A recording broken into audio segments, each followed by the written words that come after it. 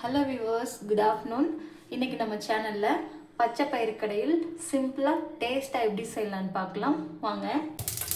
ஃபைனலாக 2 பல்லு பூண்டை தட்டி போட்டு தாளித்து எல்லா பக்கமும் மிக்ஸ் ஆகிற மாதிரி 2 புரட்டி இறக்குனீங்கன்னா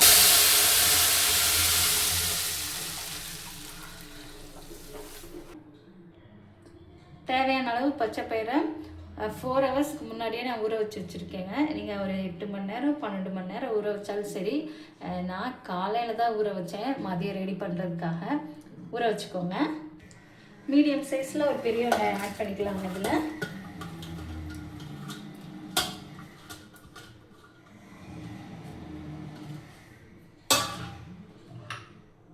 அடுத்து மீடியம் சைஸில் 2 தக்காளி பழம் ஆட் பண்ணிக்கலாங்க. ஒரு கொத்து கருவேப்பிலை போட்டிருக்கேன். இதோட வில்லேஜ் ஸ்டைலில் செய்வாங்கள்ல, அந்த ஸ்டைலில் தாங்க நான் ரெடி பண்ண போகிறேன் இப்போது. நெக்ஸ்ட் இதில் தேவையான ஸ்பைசஸ் போட்டுக்கலாங்க. 2 ஸ்பூன் ஜீரகம் போடுறேங்க. நான் இந்த ஸ்பூனில் போடுறேன். அடுத்து கொஞ்சம் மிளகு போட்டுக்கலாங்க. பெருங்காயத்தூள் கொஞ்சம் போட்டுக்கலாங்க.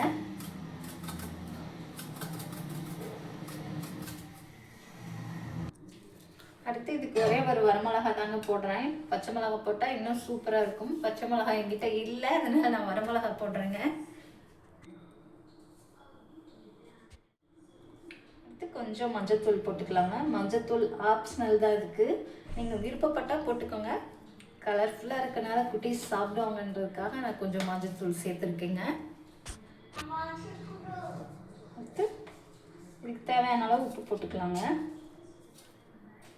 அவ்வளோதாங்க, 5 விசில் சூப்பராக ரெடி ஆயிரும்.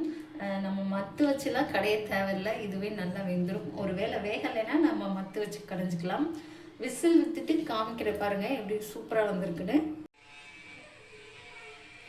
5 விசில் வந்துருச்சுங்க, சூப்பராக ரெடி ஆயிடுச்சு. ஃபைனலாக தாளிச்சிக்கலாம். தேவையான அளவு எண்ணெய் ஊற்றி வச்சுருக்கேங்க. எண்ணெய் காஞ்சதும் கடுகு உளுந்தம் பருப்பு போட்டுக்கலாங்க. கருவேப்பிலை இதில் நான் போடலை, ஏற்கனவே பயிர் வேக வைக்கும் போதே நான் கருவேப்பிலை போட்டு தான் வேக வச்சேன், அதனால் போடலை. ஃபைனலாக 2 பல்லு பூண்டை தட்டி போட்டு தாளித்து எல்லா பக்கமும் மிக்ஸ் ஆகிற மாதிரி 2 புரட்டி இறக்குனீங்கன்னா